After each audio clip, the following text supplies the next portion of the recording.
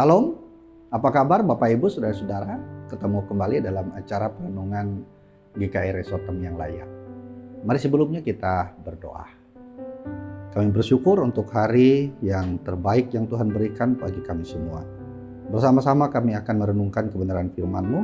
Mohon pimpinan kuat kuasa Roh Kudus memampukan kami semua untuk memahaminya. Kami sambut firman-Mu di dalam dan oleh Yesus Kristus Tuhan kami. Amin.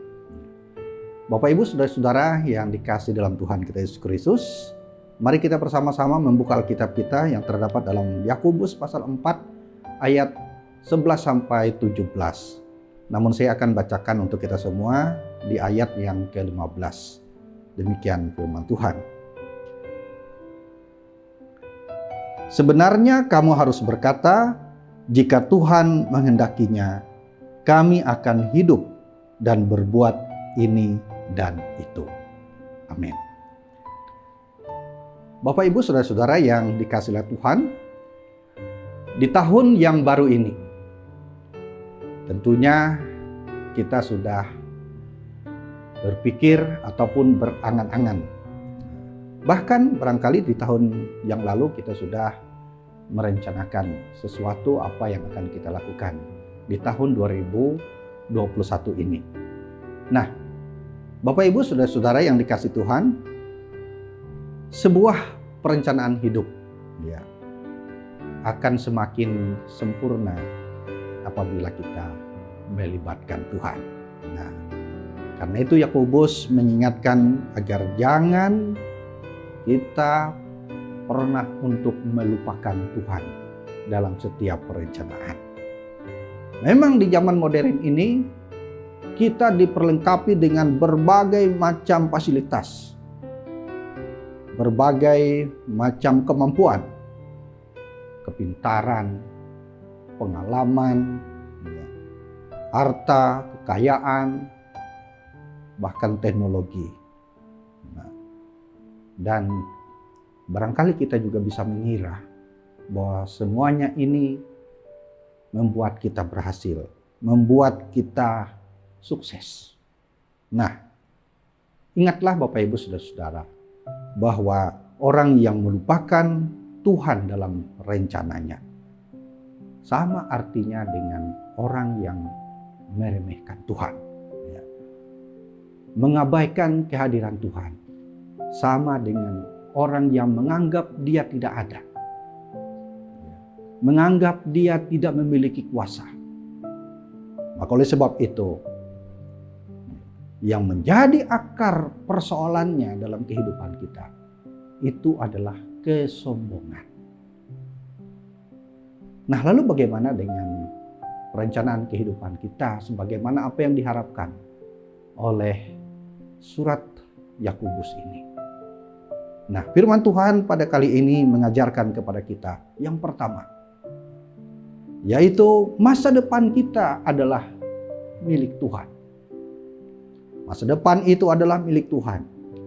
Tuhan mempercayakan kehidupan kita pada masa ini, masa sekarang ini, untuk kita jaga, untuk kita pelihara, untuk kita kelola dengan bijaksana.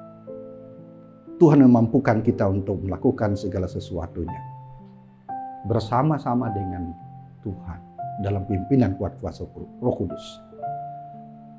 Karena itu kita juga tidak tahu apa yang terjadi akan masa depan kehidupan kita. Karena hanya Tuhanlah yang memiliki masa depan tersebut.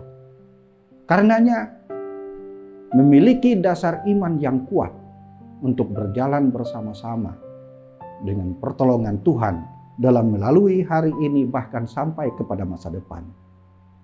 Hendaknya menjadi dasar perjalanan kehidupan kita. Kemudian yang kedua, Bapak Ibu yang dikasihi Tuhan, libatkan Tuhan dalam setiap perencanaan kita. Karena milik dari masa depan itu adalah milik Tuhan, maka memang seharusnya lah kita melibatkan Tuhan dalam setiap perencanaan. Jangan kita merencanakan ini, itu, dan lain sebagainya tanpa memohon pertolongan Tuhan, tanpa kita mendasari seluruh perjalanan kehidupan kita yang akan datang dengan pertolongan kuat kuasa Roh Kudus Tuhan. Kemudian yang ketiga adalah memiliki tindakan yang nyata. Sebagus apapun dari sebuah perencanaan kita, bahkan ketika kita merencanakannya dengan melibatkan Tuhan, kita berdoa, kemudian kita mohon bimbingannya untuk mengerjakannya, atau juga memberikan inspirasi bagi kita sekalian.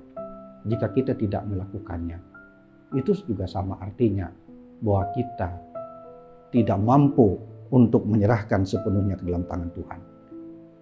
Iman itu aktif, artinya iman itu akan memberikan kekuatan yang besar dalam perjalanan kehidupan kita. Bersama-sama yang kita lakukan dalam pimpinan kuat kuasa Roh Kudus, ketika kita membuat perencanaan, ketika kita berdoa, atau ketika kita diinspirasikan dari Roh Kudus, tetapi jika kita tidak melakukannya, maka sama halnya kita juga tidak akan mampu untuk melakukan mandat dari Tuhan sebagai orang yang telah dipanggil oleh Tuhan untuk melakukan sebuah perencanaan di dalam Tuhan.